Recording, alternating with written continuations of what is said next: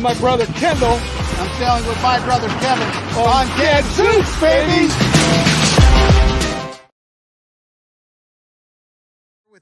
We're here with the Claypools, sisters Nancy and Carol, and sailingwithmybrother.com always likes to get a few interviews of other siblings that race together. So we have a number of interviews, of course, that we've done with other sailing brothers, but this is our first Sailing Sisters. So we're super excited to bring you on the show, and we'd like to ask a few questions. Like, tell us a little bit about, like, what's your history of getting into flying Scots? Did your family have flying Scots, Nancy? Yes, so my father moved from Columbus, Ohio to Milwaukee. He was hired to build a big medical complex there. And when my mother learned that they would no longer be sailing on a small lake near Columbus, she said that the boat that they had would not be suitable for Lake Michigan, which is where Milwaukee is. Interesting. So they began to research boats, and my mother came across the Flying Scot, which was relatively new. This is 1958 or so. And she said, I think this would be a good boat that would work on Lake Michigan. So they contacted the builder and the designer, who was Sandy Douglas at the time, and their first boat was Flying Scot number 105. Was that a new boat that they bought? Brand new boat, bright red, and they brought it to the Milwaukee Yacht Club, and it was one of the first fiberglass boats there because, of course, people sailed wooden Lightnings and wooden International 14s and many other wooden boats. This is when fiberglass was just coming in. So that's how they got started, and my dad really liked the boat because it was a day sailor and you could race it. And he began campaigning the boat, and what he did was he got other people interested. He'd sell his boat to somebody else and call Sandy Douglas and buy a new one.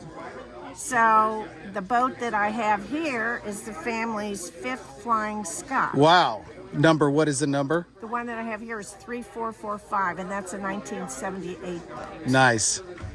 Fantastic. So that's how we got started in this. And how did the two of you get started racing together? Well, that's just from being family. Whenever we have the opportunity and it works out that we're in the same place at the same time, or like the women's North Americans that we just did, you need all women. And didn't you win that regatta? Yes, we defended our title from last year. Fantastic. And so this regatta, also, how many times have you done the Ephraim Regatta together? I've done it over 50 years. You've done it over 50 years with your sister as crew? No, not necessarily. Not the whole time. I started out with my parents crewing for me. Okay. When I was in high school. Crewing for you. My mother told my father to get off the tiller and give me the tiller, and they were going to crew for me. And did that work out pretty good? Yes, and I'm forever grateful to my mother, who got me to be a skipper rather than being a traditional crew. Fantastic. That's really good. Now, how do the two of you, because Carol, I know that you also skipper once in a while over in, you have a Flying Scot in North Carolina? 4282. In North Carolina? In North Carolina. Okay. I lived in Denver for a long time, so I enjoyed the family boat when I was here, but moved to North Carolina and crewed because I didn't have my own boat, but then reached the point where I bought my own Scot. Clearly, I had grown up with it, so I knew plenty about the boat. And I trade off with a friend who also has a Flying Scot, but his wife is not interested in sailing. She is very happy anytime I want to take her spot. Now, how do the two of you decide then, if both of you own Flying Scots and both of you skipper, how do you decide who's going to skipper when you go to a regatta together? Well, I have another boat. I Okay. have a boat in New Orleans. Okay. So I live in New Orleans. Also a Flying Scot, right? Also a Flying Scot. What number is that one? 5945. Okay. So when we're here, I own this boat. Yep. So I'm typically the skipper. Okay. Because I own the boat. But we often go to regattas where we're each sailing our own boat. Okay. And so you'll compete against each other. Yes. Yes. Interesting. How does that work out? Who typically wins? There's no typical. I don't know that there's a typical. There's It not could a be typical? One way one year, or All another right. way another year. So Nancy, when you're skippering here, how does it work out that Carol is your crew? Is she more of a tactician on the boat? Is she telling you where to go and you're making the boat go fast? Or are you jointly doing? I encourage her to be a tactician. Okay. And you know, it's hard when you've either been a crew or a skipper to sometimes change those roles because you want to look at the jib or you want to tell somebody they need to be steering differently, and so it's an opportunity to get your head out of the boat. For sure. And look around and provide intelligence and tactics and strategy. That's great.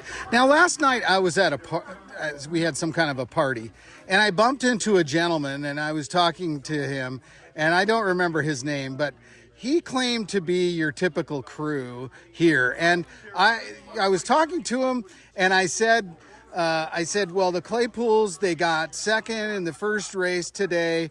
And he said to me, well, if Nancy had me as crew instead of Carol, we would have been first and not second. Is this? This is a newcomer. I think that's a fabrication. No, that's somebody who's just come on the scene. We don't have any regular person. Okay.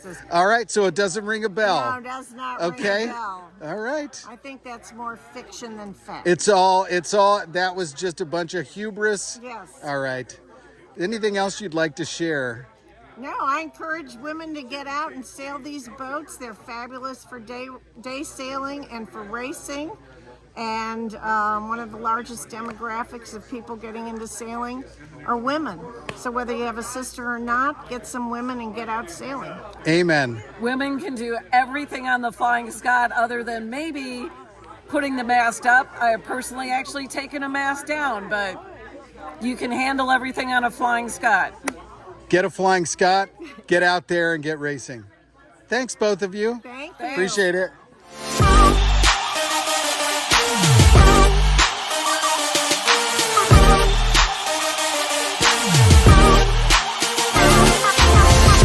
Sailing with my brother Kevin. And I'm sailing with my brother Kendall.